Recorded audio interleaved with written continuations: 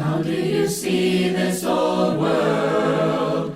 Oh, how do you soak it all in? Oh, where did you come from and why are you here?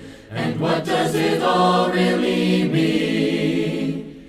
Am I just here to make money or die in the vain quest for peace?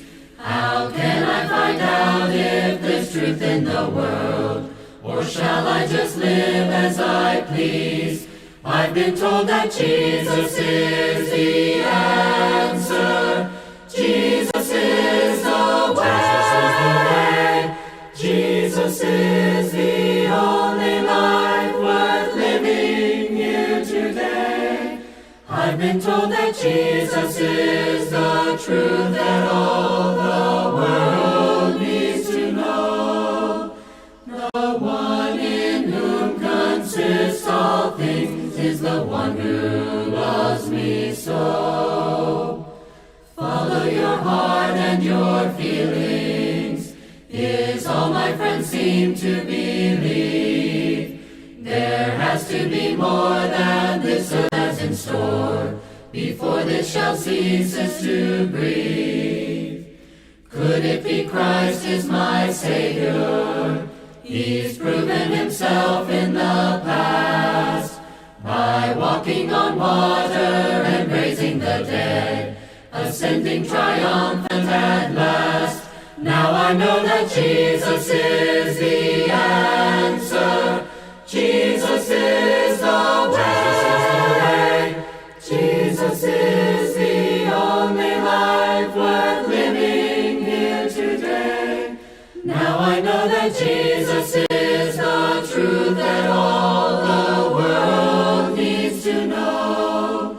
The one in whom consist all things is the one who loves me so. Psalm 146, 8 and 9. The Lord gives sight to the blind.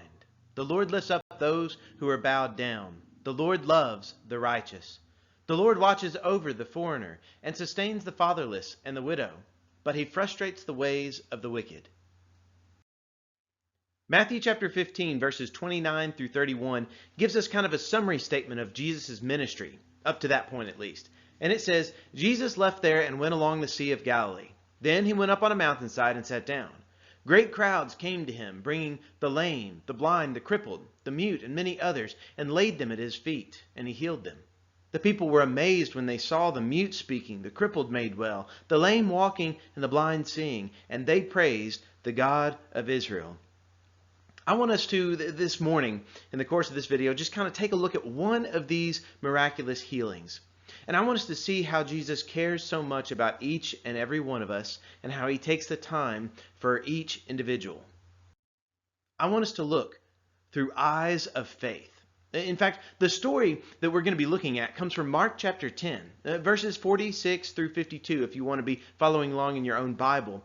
But in Mark 10, I believe that this story shows us a wonderful example of a verse that we actually see from the book of 2 Corinthians. In 2 Corinthians chapter 5, verse 7, the statement is made, "For we live by faith, not by sight." What would that look like if that's actually how we lived our lives? Well, I think this story shows us. So let's take a look at it together. Mark 10, verses 46 through 52. Then they came to Jericho. As Jesus and his disciples, together with a large crowd, were leaving the city, a blind man, Bartimaeus, which means son of Timaeus, was sitting by the roadside begging. When he heard that it was Jesus of Nazareth, he began to shout, "Jesus, son of David, have mercy on me." Many rebuked him and told him to be quiet, but he shouted all the more, "Son of David, have mercy on me." Jesus stopped and said, "Call him." So they called to the blind man, "Cheer up, on your feet. He's calling you." Throwing his cloak aside, he jumped to his feet and came to Jesus. "What do you want me to do for you?" Jesus asked him. The blind man said, "Rabbi, I want to see." "Go," said Jesus. "Your faith has healed you." Immediately he received his sight and followed Jesus along the road. I want us to look at this man called Bartimaeus, and I want us to learn a few lessons from him. And let's see the type of person that he was, the type of example that he was for us. But first off, let's see, what do we actually know about him? So I want you to think about that. What do we know about Bartimaeus? Well, the first thing that is pretty obvious is that he is blind. When you look at verse 46, you find out that actually he's said to be a blind man even before we get his name. It says that a blind man, Bartimaeus, was sitting by the roadside begging. So even before we get who he is, we see that he is a blind man. Now, isn't it very interesting that in the Gospels, oftentimes blind people are able to see Jesus clearly? Now, I don't think it's by accident. I think each one of the Gospel writers intended for us to see that, to be able to realize, look, these people who are blind, for starters, once they encounter Jesus, like this man, we see that in verse 52, immediately he received his sight. Once they encounter Jesus, they can see, and that's, of course, speaking about physically. But, spiritually speaking, they show us that example about how we are called to live by faith, not by our sight. But this man, of course, like just about anybody else in the same situation, I mean, if you're blind, of course you want to see. And in verse 51, whenever Jesus asks him, "What do you want me to do for you?" he responds, "Rabbi, I want to see." Now, I can relate a whole lot to this, because I guess I've kind of got this, I don't necessarily expect this to happen, but I've kind of got this unrealistic idea that what would happen if I were to become blind at some point. And I don't know, of course I wear glasses, and as the years have gone on, yes, I've had to get a stronger prescription to be able to see clearly. And I couldn't even imagine just living my life all the time of like if I have to take my glasses off and living my life just being able to see like that. But yet, I mean, I can still see enough to be able to get around. But I do have this concern. What if I couldn't see? Well, even if I couldn't physically see, just like this man, he is blind. He can't see. But yet, he can see through eyes of faith. He can see Jesus very, very clearly.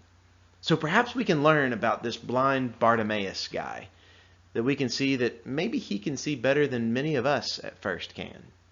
So what else do we know about him? Okay, so we know that he is blind. We also see that he is begging. Now, once again, it's kind of right there you get this in the same sentence that introduces who he is. At least this time what we see is we are told what his name is, and then we see that he was sitting by the roadside begging. Now, let me tell you a few interesting things that appear in this story that sometimes are kind of, so to speak, literally lost in translation. I do like, though, how in the NIV they've tried to bring back some of these things. For example, let me go into a little bit of detail about this roadside that's mentioned here, or this road. Well, in verse 46, he is sitting by the roadside. Well, this makes sense for a person who's begging, of course. He's sitting there because people are going to be passing along that road. They're going to and fro, and whenever they go, he cries out to them, and he asks for some money, something or whatever. That's how he's going to be begging. It makes sense that that's where he's at. So, yes, it's just a normal part of the story. However, when you combine verse 46 to what you read in verse 52, notice that at the end it says, immediately he received his sight and followed Jesus along the road. Now, it's the same word, or at least the same root word that's used here in verse 52 that's used in 46. So this man who starts off in this story, he's sitting beside the road. By the end of the story, he is now on the road with Jesus, following him. And that is something so important and so powerful to this story. Because this man who was just by the road ends up following Jesus on this road. We also find out a few more things kind of mentioned here about how much he's willing to give up and follow Jesus. In verse 50, it says that he was throwing his cloak aside. Okay, think about it and recognize what's going on here. This cloak, I don't pretend to be an expert on kind of the type of clothes that they wore during this time. But as I understand it, a cloak was a very important part of your clothing. It would be kind of that outer garment, the one that would keep you warm at night, if perhaps that's what you needed. And in this case, it's been suggested by what I could gather from other people who are more experts than I am in this. They said that likely what he's doing with that cloak is he's spreading it out, and that's kind of the mat that he's sitting on in order to beg whenever people come by. So that's kind of an important thing. That's sort of everything about him. It's kind of some of the few possessions that he likely has is this cloak. So the fact that in verse 50 it says that he's throwing his cloak aside, keep in mind he's a blind man. Now, I'm not trying to make fun of him, but when you throw something away and you're blind, what do you think the odds of you being able to find it are again? And also in this crowd that he's a part of, the crowd has already rebuked him, and they already have kind of gotten on to him a little bit. So I don't know how many people are going to help him. I don't know exactly, but we do see that what he does is he throws that cloak aside. It's almost as if what he's doing is he's just completely turning over everything and fully trusting in Jesus. Because notice, he throws that cloak aside, he jumped to his feet and came to Jesus. That's immediately what he does. We can learn something about this begging individual. Because yes, he starts off begging by the roadside, but then he throws everything aside and he comes, he gets up, jumps up, follows Jesus. And he continues to follow Jesus along that road. There's a lot we can learn, and a lot that I believe that we just kind of overlook within this story. But this is what he's willing to do. What else do we know about him? Well, perhaps there's a few other things that we could list, but one other thing that I want us to see. Of course, we see he is blind, he is begging, but then we see he began to shout. Notice the shouting and kind of calling out that's used in this passage. We see in verse 47 that what's stated right there is that when he had heard that it was Jesus of Nazareth, how did he respond to that? How did he respond to that information? Well, he began to shout. But notice what he's shouting. He's saying Jesus, which of course is just the name of Jesus, okay? But then he says Son of David. Well, because he's saying Son of David, yes, he's a descendant of David. But that phrase, Son of David, it's showing his faith in God. It's showing that he believes that Jesus is this Messiah, this Son of David who is going to redeem the world, who is going to help Israel. And what he's asking specifically right here in verse 47 is, have mercy on me. That's this call, this cry of faith that this man is shouting out. That's where we see his faith. We see it in verse 47 by the statement, Son of David, have mercy on me. But then notice some other things that happen here. So he began to shout in verse 47, but how did the crowd respond? Well, in verse 48, they rebuked him. They told him to be quiet.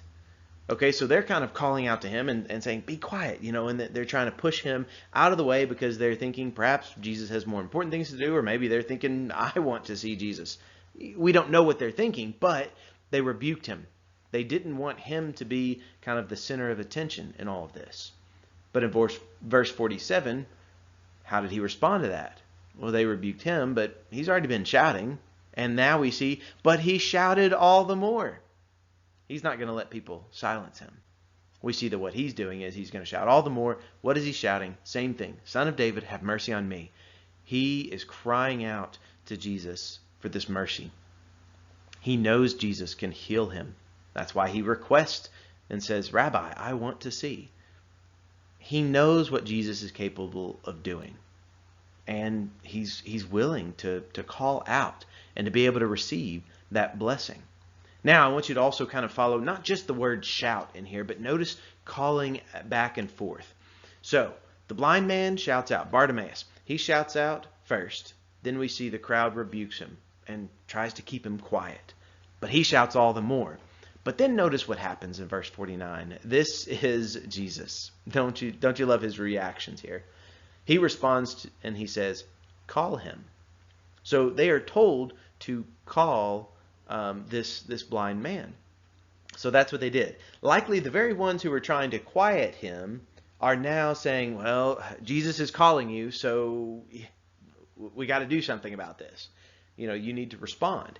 And that is what happens. Jesus himself is calling this man. We see that his faith has been there all along, and he has this conversation with Jesus. We see that he receives his sight. But that statement right before he receives his sight in verse 52, "Go," said Jesus, "your faith has healed you." That's the faith that we see that this man has. We see that this man has a wonderful amount of faith. Now, that, of course, comes back to in what we see here in verse 51. And perhaps I got those a little bit out of order, but it makes sense. You can maybe reverse this part in your mind if that makes a little bit more sense to you. This question, I want us to focus on Jesus calling him and Jesus talking with him with this question. The question that Jesus asked him was, "What do you want me to do for you?" Now, at first that seems, okay, that's just a regular question, isn't it? Well, yeah, it is. But you've actually seen Jesus ask this very same question. Last week, in fact, we look at the story right before this in just a few verses in the same chapter. Jesus has already looked at his disciples, the apostles, James and John, and he said to them, "What do you want me to do for you?" Pretty much exactly the same question that he's got right here. Now, in that case with James and John, it was a selfish reply. They wanted to be honored. They wanted a nice seat in the coming kingdom and everything. But this man, he doesn't have so bold of statements. What he wants is he wants to be able to see. And because his faith, we see that Jesus says, "You can have your sight." He received his sight and he followed Jesus along the road. We can learn so much from Bartimaeus. We can see that he was able to, through eyes of faith, be able to encounter Jesus and have this wonderful experience. So as we look at this passage, I want you to just take a few moments with me and try to imagine this working out from the different perspectives. Now, I know this is really kind of the only passage that we've been looking at and kind of working our way through it, but I want you to imagine it from Bartimaeus' point of view for just a moment. Think about it. I mean, he's a man who, he doesn't have hardly anything. He's just sitting by the roadside. He's just trying to get just enough to make ends meet. That's what he's just kind of begging right there. And we see that Jesus, Son of David, he had mercy on him and allowed him to be able to see. Could you imagine the life change that would be in Bartimaeus' life? Now, I want you to also kind of go through this again and reimagine this scenario from the crowd's viewpoint.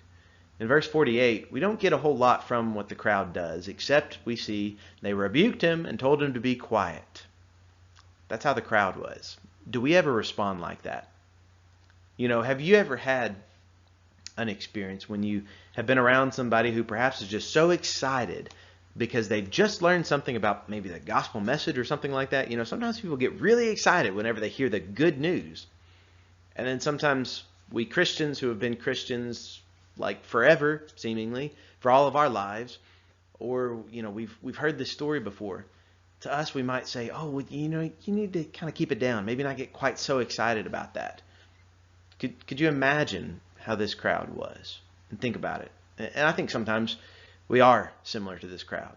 Now, also what the crowd did, notice that they also were told by Jesus to call the blind man and say, "Jesus wants to speak with you." And that's what happens. That amazing miracle happens. Now, I want you to finally just kind of reimagine this same scenario. But this time, I want you to try to imagine it through Jesus' eyes.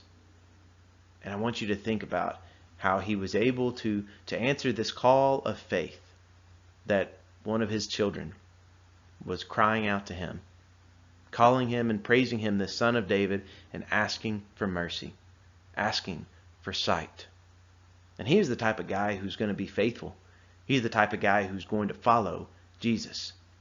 And Jesus, I hope that we can kind of see the example that he gives us on how we should treat people and how we should view the world, if you will. Can we see what is truly happening right here? Can we see the way that Jesus saw?